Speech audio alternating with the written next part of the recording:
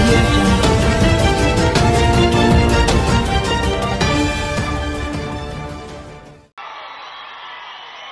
ఇక్కడికి విచ్చేసిన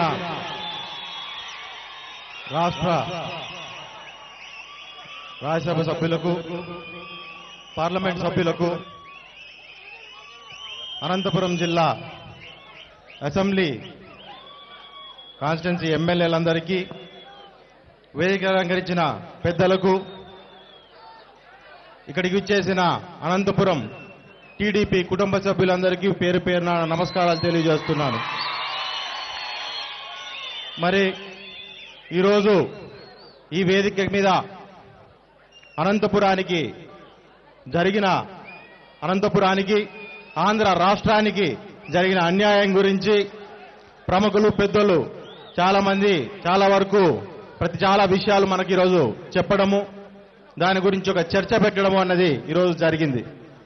ఇందులో ముఖ్యంగా అనంతపురం అంటే మనం పక్క రాష్ట్రాలకు, పక్క జిల్లాలకు మనకు ఒక్కసారి ఆలోచన చేసుకుంటే, రైతాంగం ఎక్కువగా ఉన్న ఈ జిల్లాలో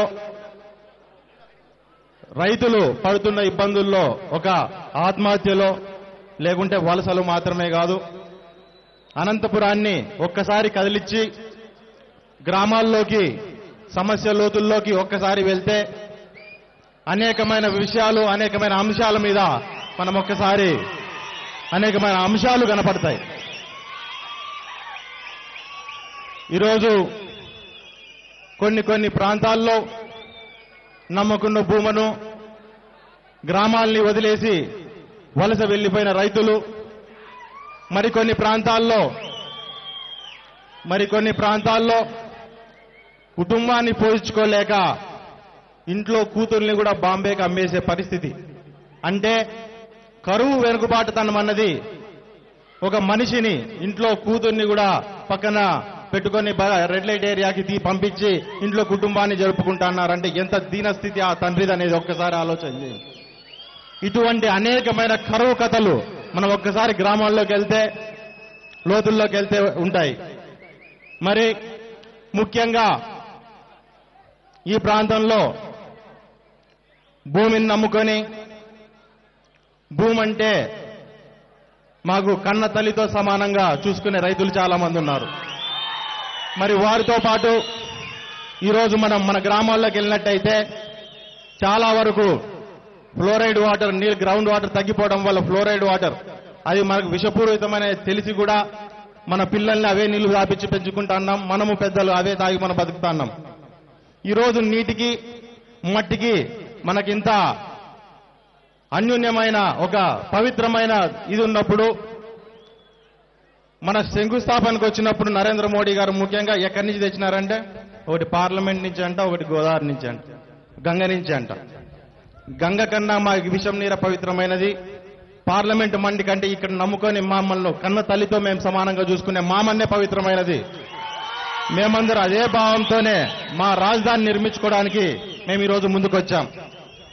మరి ముఖ్యంగా చాలా మంది మామూలుగా ఎలా ఉంటుందంటే, చిన్న స్థాయి నుంచి ఎవరైనా పైకి వచ్చినప్పుడు ప్రజల సమస్యలు కానీ, ప్రజల విషయాలు కానీ తెలుస్తాయని చెప్పి మనం అనుకుంటాం.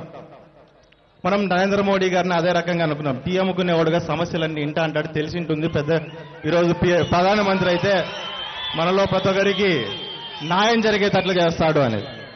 ఈరోజు మన నాయకుడిని కూడా అంటారు. ఇప్పుడు వైఎస్ఆర్ వాళ్ళు చాలా మంది అంటారు 2 ఎకరాల నాయకుడు, 2 ఎకరాల నాయకుడు. ఎస్, 2 ఎకరాల నుంచి మొదలు పెట్టినాం కాబట్టి ఇంత పెద్ద రాష్ట్రాన్ని ఈ జనం అంతా కలిసి మాకు ఆ నాయకుడు అయితేనే మా రాష్ట్రాన్ని అభివృద్ధి చేసి ముందుకు నడిపిస్తాడని చెప్పి ఈరోజు నమ్మి మమ్మల్ని ముందుకు నడిపించినందుకు ఈరోజు ఈ కరువు ప్రాంతంలో ఉన్న ఈ అనంతపురం జిల్లాకి నీళ్లు కావచ్చు, లేకుంటే రోడ్లు కావచ్చు, ఇటువంటి అనేకమైన అంశాల్లో ఆయన శాయశక్తుల, ఇప్పుడు కేశవ అని చెప్పారు, అడుక్కు తింటాడో, కాలు పట్టుకుంటాడు, చేతులు పట్టుకుంటాడు, కలం పట్టుకుంటాడు, ఏం పట్టుకున్నాడు ఆయన. ఈరోజు అప్పులు తెచ్చి కానీ ఈరోజు మనందరినీ, అన్ని వర్గాలని హ్యాపీగా పెడతాడు అనేసి, సంతోషంగా పెడతాడు అనేసి, ఆ రకంగా ఆయన కూడా ఆయన కష్టాన్ని ఆయన ముందుకు పెట్టుకొని ఈరోజు చాలా మంది, ఇప్పుడు జగన్ ఉన్నాడు, జగన్ పోగొట్టుకోవడానికి చాలా ఉంది. అంటే రాజకీయాల్లోకి వచ్చిన తర్వాత డబ్బు పోగొట్టుకునే వాళ్ళు ఉంటారు, హోదా పోగొట్టుకునే ఉంటారు. కానీ ఇక్కడ మన నాయకుడు ఏది పోగొట్టుకోవడానికి లేదు. ఏదైనా ఉంటే నేను తప్పు చేస్తే అభివృద్ధి లోపిస్తుంది కాబట్టి ఎక్కడా తప్పు చేయకుండా నేను ముందుకెళ్ళి నా రాష్ట్రాన్ని అభివృద్ధి చేసుకోవాలని చెప్పి ఒకే ఒక మాట మీద ముందుకు నడిపించుకోవాల్సి వస్తున్నారు. కాబట్టి మనమందరూ ఒకటి ఆలోచన చేసుకోవాలా. ఈరోజు మన రాష్ట్రానికి ఇంత అభివృద్ధిని అంటే మనం 4 ఏళ్ళలో మనం ఒక్కసారి వెనక్కి తిరిగి చూసుకుంటే 4 ఏళ్ల కిందట మన పరిస్థితి ఏంది, మన గ్రామాల పరిస్థితి ఏంది, మన చుట్టూ ఉన్న పరిస్థితి ఏంది, లోటు బడ్జెట్లో బీజేపీలో ఉన్న హేమాహేమీలందరి మీద పడినా, రాష్ట్రంలో ఉన్న ప్రతిపక్ష పార్టీ మన మీద పడినా, ఇంకా మధ్యలో పవన్ కళ్యాణ్ ఒకరు తయారైనారు. పవన్ కళ్యాణ్ మన దగ్గర ఉంటూ మనకు వెన్నుపోటు పొడిచి ఎదురుపోయి మన గురించి మాట్లాడినప్పటికీ అవన్నిటినీ ఎదుర్కొని రాష్ట్రాన్ని ఎంత సుభిక్షంగా ఉంచడానికి ఆయన పడుతున్న పాటలు ప్రతి ఒక్కటి మనం కల్లారా చూస్తూనే ఉన్నాం. ఖచ్చితంగా ఈరోజు బీజేపీ వాళ్ళు కూడా ఒకటి ఆలోచన చేసుకోవాలా. మనకు 2-3 రోజుల నుంచి మనం ఒక వారం 10 రోజుల నుంచి చూస్తా అంటే బీజేపీ వాళ్ళు జనాల్లోకి వస్తున్నారు. జనాల్లోకి వస్తా అంటే జనాల్లో నిరసనలు ఉన్నాయి. నిరసనలు ఏ రకంగా ఉంటే పేపర్లు ఇచ్చేకపోతారు. అంటే ఏంది మా అర్జీలు, మాకు స్పెషల్ స్టేటస్, ఇవన్నీ ఏంది పరిస్థితి అని అడగడానికి పోతే కొడతారు. ఒక లారీ డ్రైవర్ తనకు అర్థమైన రీతిలో తను నిరసన వ్యక్తం చేస్తే దాన్ని కొడతారు. ఇంకో ఆర్ఎంపీ డాక్టర్ ప్లెకార్డు పట్టుకుంటే కొడతారు. అంటే ఎప్పుడన్నా అజమాయిషి జనాలకు ప్రభుత్వం మీద లేకుంటే పార్టీల మీద ఉండాలి, కానీ పార్టీలకు జనాల మీద కదా అజమాయిషి ఉండాల్సింది. ఇక్కడ బీజేపీ వాళ్ళకి నాకు తెలిసి ఆంధ్రప్రదేశ్లో రాజకీయం తప్పుగా అర్థమైనట్టుంది. వాళ్ళు ఒక్కసారి సరి చేసుకొని ఒక కరెక్ట్ రీతిలో జనాలకు గౌరవం ఇచ్చి వాళ్ళు ముందుకెళ్లి జనాలకి ఏం కావాలి, ఆ నిరసన ఏంది, వాళ్ళకి ఏం అవసరం అనే దాని గురించి వాళ్ళు ఒక్కసారి ఆలోచన చేసినట్లయితే వాళ్లకు ఆంధ్ర వాళ్ళు పడే బాధ ఏందనేది అర్థమవుతుంది. మరి ముఖ్యంగా వాళ్ళు ఇంకొకటి అర్థం చేసుకోవాలా, తెలుగు నెక్కు కదిలీకూడదు అనేది అర్థం చేసుకోవాలా. ఎవరు ఢిల్లీలో ఉండేవాళ్ళు. మనం ఒకప్పుడు చరిత్ర విన్నాం. నాకు తెలిసి ఇక్కడ ఉన్న 2-3 జనరేషన్లు ఎన్టీఆర్ గారు ఆ రోజు ఢిల్లీ పీటను గజగజలాడించింది ఏంటి అనేది మనం ఇంతవరకు చూడలే. వింటా అంటాం, కథలు వింటా అంటాం, మన పెద్దోళ్ళు చెప్తా అంటారు, పార్టీలో పెద్దోళ్ళు చెప్తా అంటారు ఏ రకంగా ఉందనేది. కానీ ఈరోజు మనం ప్రత్యక్షంగా చూసాం. కొన్ని రోజుల కిందట మన ఎంపీలు కావచ్చు, చంద్రబాబు నాయుడు గారు కావచ్చు, పార్లమెంట్లోకి అడుగు పెడితే ప్రధానమంత్రి 12 రోజులు కుర్చీలో కూర్చోడానికి భయపడిన పరిస్థితి. ఆ పరిస్థితి నుంచి కాని ఫోన్లే ఏమవుతుంది అనుకుందాం.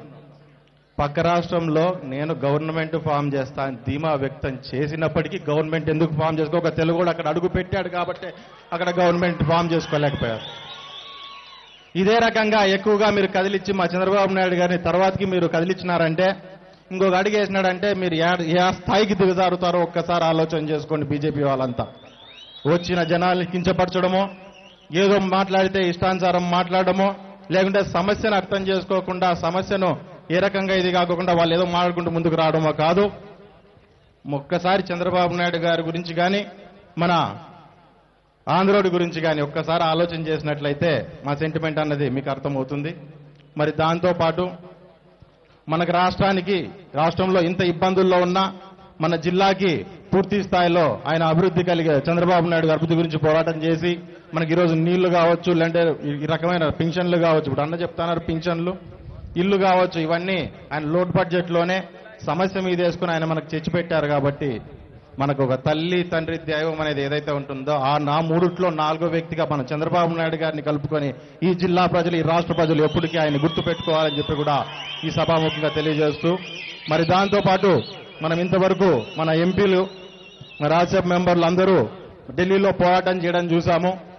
ఖచ్చితంగా మా ప్రజాయుద్ధ నౌకల్లా ఈరోజు ముందుకెళ్తా అంటే మనమంతా కూడా వారికి వెన్నంటూ ఉంటూ వాళ్ళు చేసే ప్రతి పోరాటానికి, వాళ్ళు చేసే ప్రతి అడుగుకి మనం వాళ్ళు వెన్నంటూ ఉంటూ వాళ్ళకి సపోర్ట్ చేస్తాం, పూర్తి హార్ట్ఫుల్ గా సపోర్ట్ చేస్తామని చెప్పి ఈ సభాముఖంగా తెలియజేస్తూ ఈ అవకాశాన్ని ఇచ్చినందుకు మీలో ప్రతి ఒక్కరికి పేరు పేరున ధన్యవాదాలు తెలియజేసుకుంటూ సెలవు తీసుకుంటున్నా.